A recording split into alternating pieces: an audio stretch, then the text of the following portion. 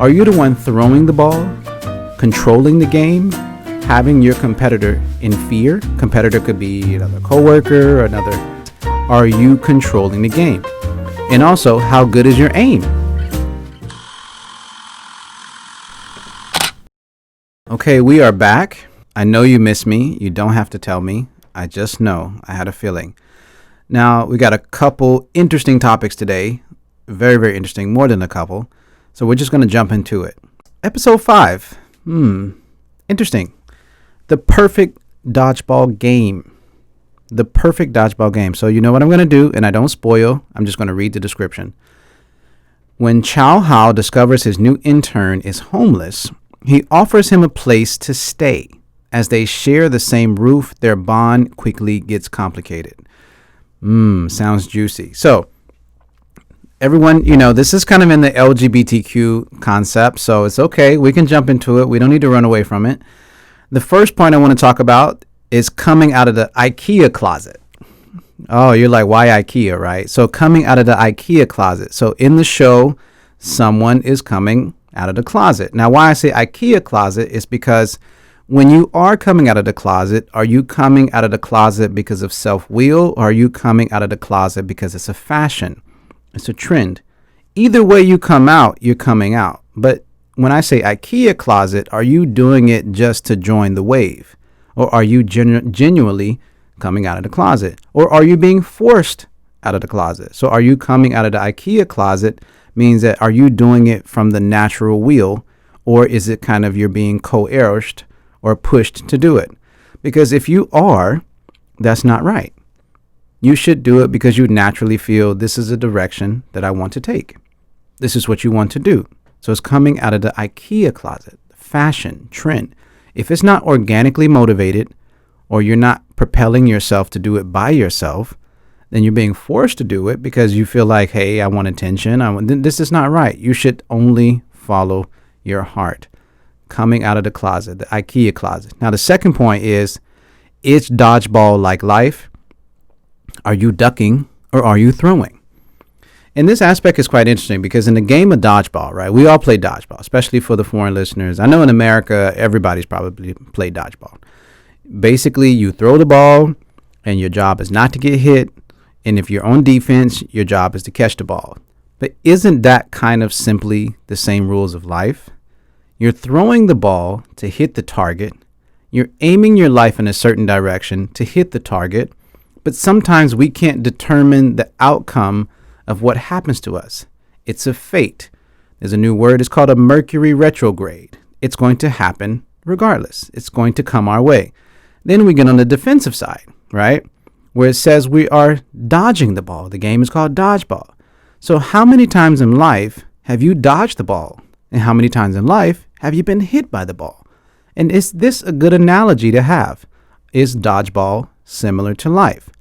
So in the show, remember, we don't spoil it. The concept is that, are you dodging? Or are you throwing? Are you ducking out of the way? Because if you're dodging, let me step to a simple moment of science here. I think life is basically two directions. Either you're pushing or you're pulling. Sorry, let me rephrase. Either you're being pushed or you're pulling. If you're pulling away, right, you're pulling the direction. That means you kind of know where you're going. You know the trajectory of where you're going. But if you're being pushed, sometimes it's good because you need a push in life. You need a kick. You need a nudge. But if you're getting pushed all the time, that means basically you don't know where you're going, and life itself, society itself, will determine your direction. So when you're thinking about the game of dodgeball, or if you're playing the game or you're watching it, just think about yourself.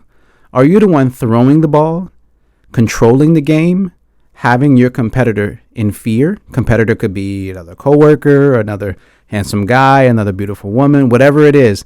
Are you controlling the game? And also, how good is your aim? If you have terrible aim, you're not going to be in this game. I'm going to catch your ball every time and you're just going to sit down. So when you're throwing the ball, think about you're throwing your objectives, your goals in the right direction. Are they going in the right direction? Now, if you're ducking, sometimes you do have to duck. fate and destiny, right? So if it's something's coming and it's happening, sometimes you got to duck. Sometimes you got to catch that ball with all of your might and muscle, whatever muscle you have. If you don't go to the gym, use any little muscle you got left. But you got to catch the ball too. Because if you don't catch the ball, that ball is going to hit you and you're out of the game. And in life, I don't want to be out of the game. I either want to be one of the last players or I just want to survive. So is the game of dodgeball similar to life? It's a very interesting question for you, and I hope you guys can put it in the comment section. The next one. Oh, okay. Don't be angry. Don't be angry. Are you worthy of being loved? Are you worthy of being loved? And there's one line in the show. It says, it's only one of you in the universe, right? Only one of you in the universe, and you should be worthy to be loved. This is a very interesting point because a lot of people get into relationships and they have, this is the big E word. The E word is not, I usually say ego to my students, but the big E word, the dream killer, the relationship destroyer is one big E word. And you're probably guessing it right now, but I don't want you to guess and waste your time because you're probably tired. It's called expectations. This is killing a lot of relationships. Expectations, because you're expecting so much. But let's dive into this. How far is expectations from having ego? If you expect something, that means your ego has set a standard that is supposed to be achieved based on your standard. Think about that. If you have an expectation of another human being that, remember I said last time, you don't own anybody. You shouldn't be controlling it, and you shouldn't be trying to control anyone. But the moment you have expectations, you're actually placing in front of you the ego, not the heart, not the soul. You're placing your ego in front of you. So are you worthy of being loved? That's a very interesting question. So if you are worthy of being loved, the question is, who sets the standard for what does it mean to be worthy? But we're not going to go that far. But think about yourself. When you say worthy to be loved, right? In this life, there's lots of people. There's 1 billion people on earth, but who knows where you're going to meet your soulmate? But when you do meet your soulmate, when you actually make the encounter to run across and have the potential to meet your soulmate, are you in a position to be loved? Are you in a position to be fixed? So this is a question you have to ask yourself, because a lot of people are expecting people to fix them and to heal them and to have them in a situation and say, hey, my life is terrible. Somebody save me. Save me. But, oh, by the way, take care of my emotions. Take care of my, in English, we call it baggage, right? This is for the Taiwanese listeners. We call it baggage, right? You're bringing some stuff out of the closet. We talked about getting out of the closet, but this is different. You're bringing some skeletons out of the closet. You have a past, but you expect the new partner, the new soulmate, you thought you were worthy, but actually you're not, because you're expecting so much from an individual who has no idea who you are. Yes, you had a couple of nights together, you had a couple of drinks together, whatever. But do you really truly know the person? And do you really, really want to be with this person? Or are they just filling the void?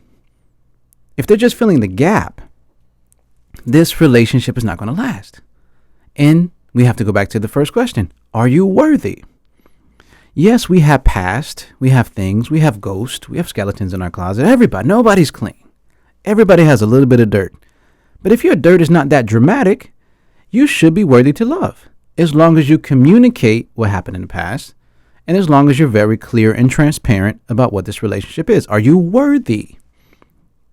That's a key question you got to, and you're probably looking like, yeah, but okay, I don't want to talk about it, but it's the truth.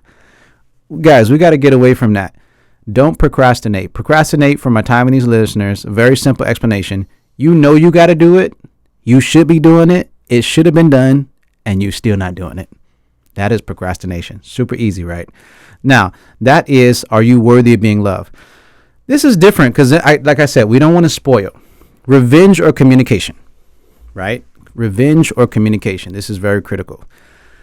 if you love someone and they're not, you like someone, you're not with them together, but are you going to be angry at this person because they don't love you?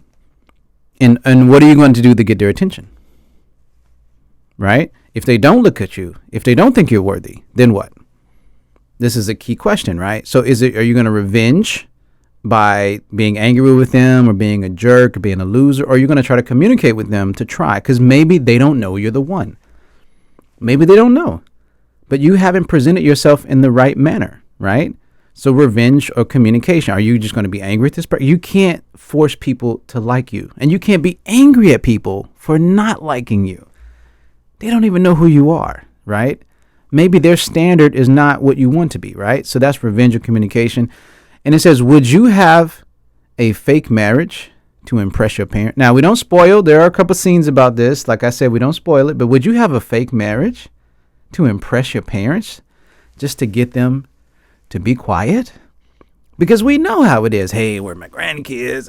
You're supposed to have grandkids. I can't find them. Because our parents, if you're my age, you probably got parents who are sitting around, retired, bored. They want to have some grandkids. Some grandparents still have a love life. They don't want any grandkids. I respect it. But what do we do? Would you have a fake marriage? Like if you're not with someone and you basically lived life to 30, 40, and there's nobody, right? You're not worthy, right? Or you don't find anybody else worthy. The standards from both sides are not met.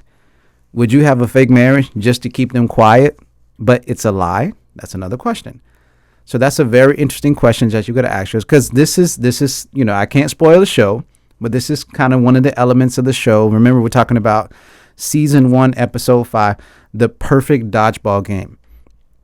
The perfect dodgeball game. And remember, guys, I'm not going to introduce anything that is not in English subtitles, right? That means you can turn it on, you can watch it, learn a little bit of Chinese. There are English subtitles waiting for you. Now, first question is coming out of the IKEA closet, right? Are you coming out, or are you just coming out because of a trend? Are you coming out because it's fashion? If you're going to come out of the closet, be yourself, follow your heart. Second, right? Oh, we missed one here. Let's go. How is your stamina, right? We skipped over that one. Now, why I mention how is your stamina is because how long can you run this race escaping? How good is your stamina? How long can you run away from the truth? How long? How long can you run away from the truth? Is your stamina that good that you can run a marathon away from the truth? So how is your stamina? Because how long can you run away from the reality? This is if this is what you want to be, if this is in your heart, be what you want to be. This is out to the LGBTQ community. Just be yourself. Because in the end, that's who you are. And if the more you deviate from who you are, the worse you are going to be. You are going to exacerbate your life and the quality of your life. So that's a key question. How good is your stamina? Because if you can run your entire life running speed away from reality, congratulations, you're amazing, but you're also terrible to yourself, right? Now we got, is dodgeball like life? Are you worthy of being loved? Are you going to get revenge or communication? And also, lastly, would you have a fake marriage to impress your parents? And thank you guys for listening to that. And that will be the season 1, episode 5. Thank you for listening.